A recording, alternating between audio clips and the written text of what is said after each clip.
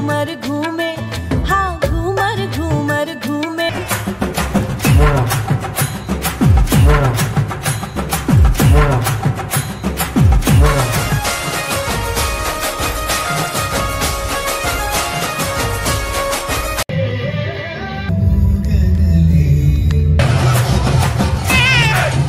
પછી ત્યાંથી જમવાનું હતું તો જમવા પણ વી ગયા લગભગ 1200 જેવા આપણા હતા ને આ બધા આપણા ઇન્ડિયન જ છે વિચાર કરો આટલા બધા ઇન્ડિયન છે તમને લાગે નહીં કે ભાઈ વિદેશમાં છો be in the auditorium inside and we would તો લગભગ 9:30 જેવું થઈ ગયું હતું અને હવે પ્રોગ્રામની શરૂઆત કરવા જઈ રહ્યા હતા ત્યાં અમે 2 મિનિટનું મૌન રાખ્યું હતું કારણ કે આપણે આપણા ડાયમંડ જે ઇન્ડિયાનો ડાયમંડ કહેવાય છે ને એને ગુમાવ્યો હતો સ્વર્ગવાસ થયો હતો એમનો તો એના માટે 2 મિનિટનું મૌન બધા રાખ્યું હતું